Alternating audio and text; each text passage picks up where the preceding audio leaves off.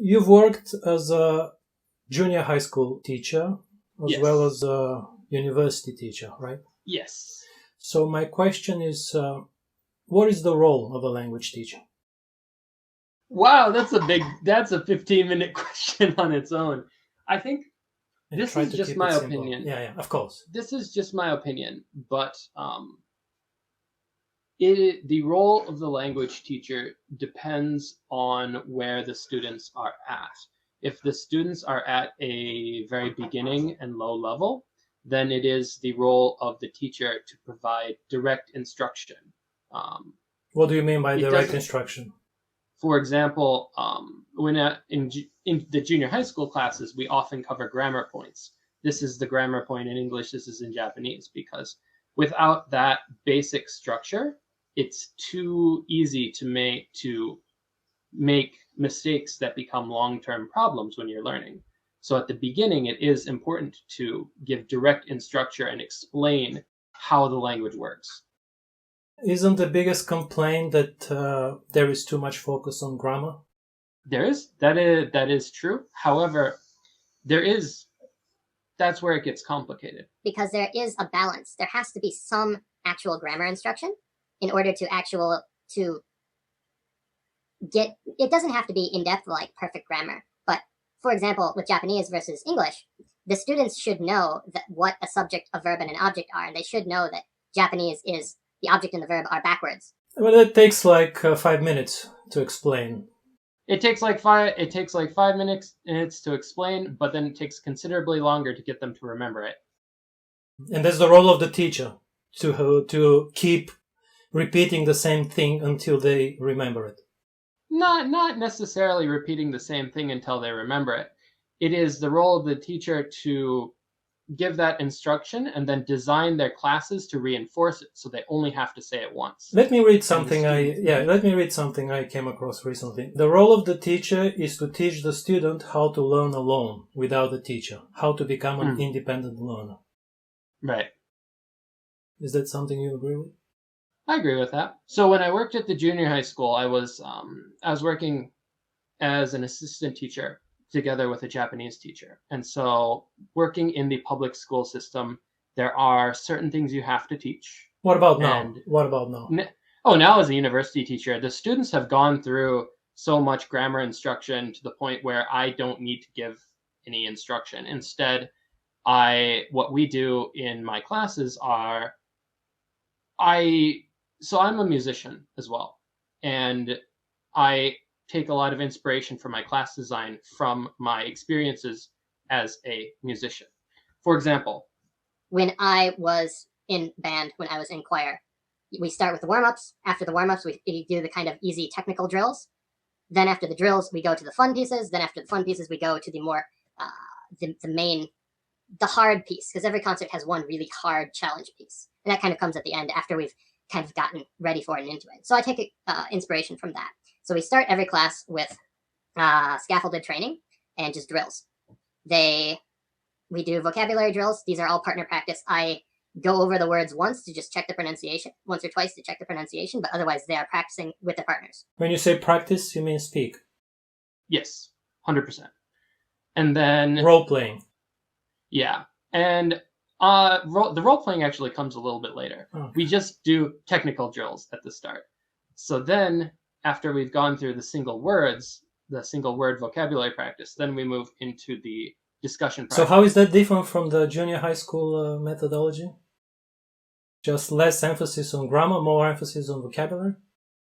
Oh no, that's only the first 15 minutes of the class. How is the university methodology different from the high school? There's no approach? set methodology in the university. Okay. So this is something you came up with? Yeah, this is how I do it.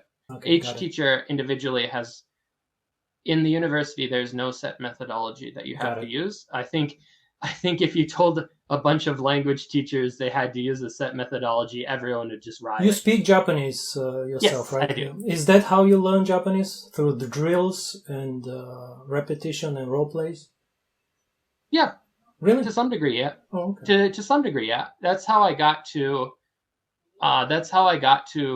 a basic conversational level where I could just do through daily drills in the conversation. US. Yeah. Okay.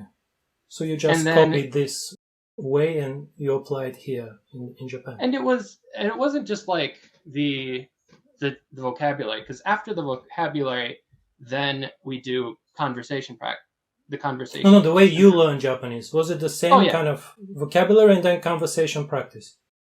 How I learned Japanese, we had 4 classes a week. 2 classes were with the American professor teaching, who would teach us the grammar and teach us like writing techniques and do reading kanji practice on 2 days of the week. And then the other 2 days were with the Japanese teacher, and the Japanese teacher would do speaking drills and speaking practice. That's similar to what the Japanese high school approach is, right? Yeah. Yes. You have non-native and native, right? One is for speaking, one is for grammar. Yes. So let me ask you, let me ask, I got it. Let me ask you another question. So again, you've worked as a language teacher at a junior high school and a language teacher at a university. Yep.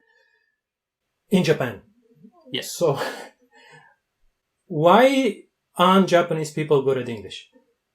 There was a recent ranking, and Japan was ranked 78th out of 112 countries. No, that's the easier one. The biggest problem is that students don't have enough practice, because studying and practicing, this is another thing where learning music or playing a sport actually is very similar. Students don't get enough actual practice. When you say practice, you mean speaking? Speak. Not necessarily speaking. I mean using the language not even in a controlled, but simply production. What do you mean by writing or speaking? Writing is also included. Because... So what's lacking, again?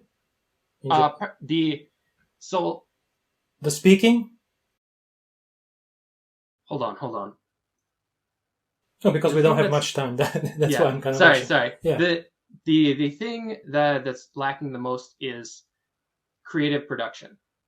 There is a lot of writing. However, the writing is just copying of something else.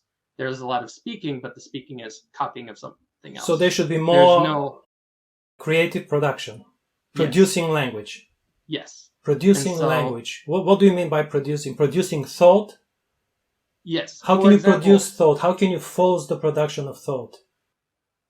What I do in my classes is, it's honestly like creativity, force somebody to be Mozart. That's what you're basically saying. Oh no. There's a difference between forcing someone to be Mozart and forcing someone to write 3 bars of music. Original music. Yeah, you're talking about original music. Yes, of course. So they don't have enough opportunities to write original music. That's what you're saying. Of course. Why? Yeah. Why? You think people in Sweden have more opportunities to produce original English? It depends. In the Netherlands, in Norway? I don't know very much about because they're at the top of the ranking. You think they have more speaking opportunities in Sweden, Norway, Finland, the Netherlands, Denmark? That's a good question. I don't know. No, I don't think so. No, I don't think so. No production. Any other reasons you think? Honestly, that's mostly it.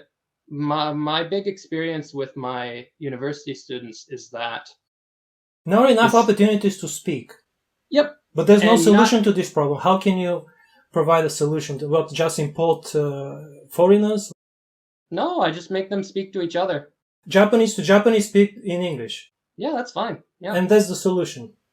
Honestly, yeah. Oh, they really? just need to practice. They just need to just speak.